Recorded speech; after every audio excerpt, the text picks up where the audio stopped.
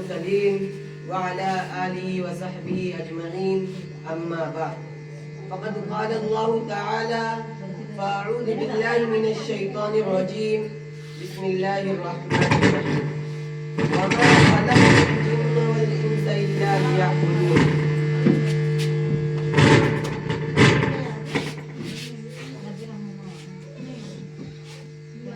मोहतरम सामईन, आज के इस पुरानक बज़्म में मैं आप लोगों के सामने जिस टॉपिक पर कुछ कहना चाहूँगा वो टॉपिक कुरान का टॉपिक है। कुरान की दुनिया की हर किताब का एक मजमून होता है, एक टॉपिक होता है।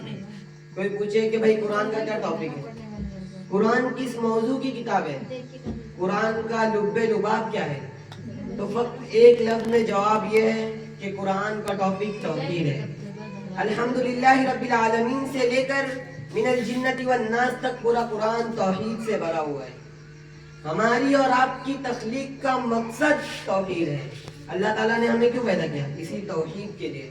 सूरह ज़ारियात की बड़ी मशहूर आयत मैंने आप लोगों के सामने पढ़ी है, जिसमें अल्लाह ताला इरशाद फरमाते हैं वमा खलक़तुल जिन्न वल इंसा इल्ला लियअबुदून, कि मैंने जिन्नों और इंसानों को सिर्फ और सिर्फ अपनी इबादत के लिए, अपनी तौहीद के लिए पैदा किया। हमारी और आपकी जिंदगी का मकसद तौहीद है, और जिस तरह से दुनिया की कोई चीज जब अपने मकसद को पूरा ना करे तो वो यूजलेस कहलाती है, इसी तरह से इंसान जब अपने मकसद को भुला दे, तौहीद को भुला दे, उसकी जिंदगी में शिर्क आ जाए, उसकी जिंदगी में कुफ्र आ जाए, ऐसी इंसान की जिंदगी का कोई मकसद नहीं। उस इंसान की जिंदगी में और एक हैवान की जिंदगी में क्या फर्क? इंसान पढ़े लिखे, इल्म हासिल करे, डिग्रियों का अंबार लगा दे, दुनिया की नजर में दानिश्वर बन जाए, इंटेलेक्चुअल बन जाए, लेकिन जब अपने क्रिएटर को ना पहचाने, अपने रब को ना पहचाने, उसकी बारगाह में सर को ना झुकाए, ऐसे इंसान के इल्म का क्या फायदा? सूरह आल इमरान की आयत याद कीजिए, जिसमें अल्लाह ताला अक्लमंद लोगों का जिक्र करते हुए इरशाद फरमाते हैं इन्न फी खल्क़िस समावाति वल अर्दि वख्तिलाफिल लैलि वन नहारि लआयातिन लिउलिल अलबाब, बेशक आसमान और जमीन के पैदाइश के अंदर, दिनों रात के आने जाने के अंदर अक्लमंदों के लिए निशानियां हैं। अल्लज़ीना यज़कुरून अल्लाह क़ियामन व क़ुऊदन व अला जुनूबिहिम, अल्लाह अक्लमंद कौन लोग हैं? फरमाते यज़कुरून अल्लाह क़ियामन व क़ुऊदन व अला जुनूबिहिम, जो उठते बैठते लेटते अल्लाह का जिक्र करते हैं, अल्लाह को याद करते हैं। व यतफक्करून फी खल्क़िस समावाति वल अर्द, और वो इस कायनात की तख्लीक पर गौर करते हैं, वो इस यूनिवर्स की तख्लीक पर गौर करते हैं। अब जब गौर करते हैं इस कायनात के ऊपर, इस यूनिवर्स के ऊपर, तो एक नतीजे पर पहुंचते हैं, रब्बना मा खलक़त हाज़ा बातिला, परवरदिगार तूने इतनी बड़ी कायनात को बेकार तो नहीं बनाया, बेमकसद तो नहीं बनाया, सुबहानका फ़क़िना अज़ाबन नार। दुनिया में एक आम इंसान भी कोई काम बगैर मकसद के नहीं करता, दुनिया में एक अक्लमंद इंसान भी कोई काम बगैर मकसद के नहीं करता।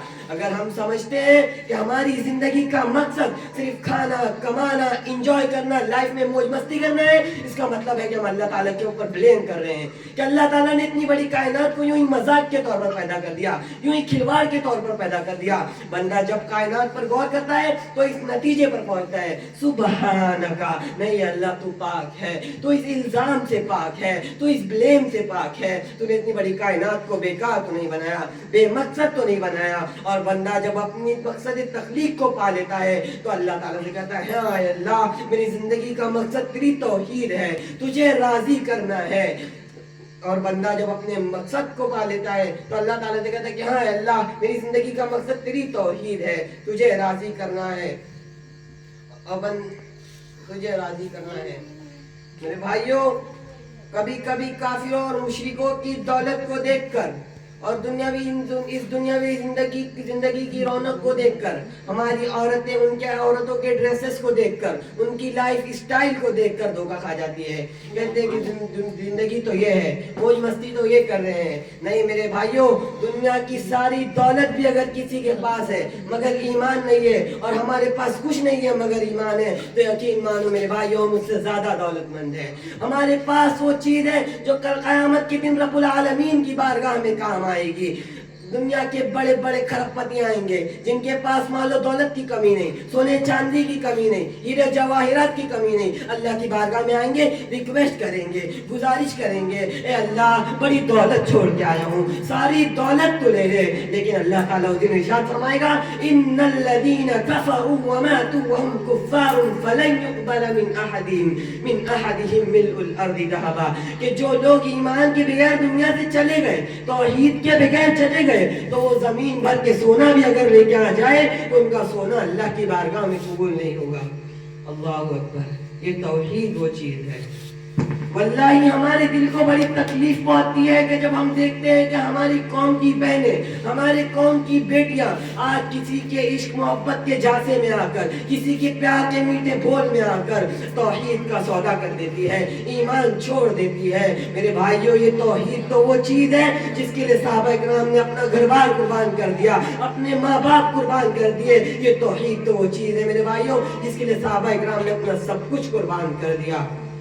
یہ توحید وہ چیز ہے میرے بھائیوں جو ہمارے دلوں میں اللہ کا خوف پیدا کرتی ہے, جو ہم یہ مشکل سے مشکل حالات میں بھی توحید ہمیں مضبوطی دیتی ہے, ہمیں ڈھارس بندھاتی ہے. اس لیے میرے بھائیوں اپنے ایمان کو مضبوط کرو, اپنے عقیدوں کو مضبوط کرو, اپنے توحید کو مضبوط کرو. یقین مانو آپ اپنی زندگی میں چینجنگ دیکھیں گے, اپنی لائف اسٹائل میں بدلاؤ دیکھیں گے. اگر آپ کی توحید کمزور ہوگی آپ بہت سارے معاملات میں فیل ہو جائیں گے.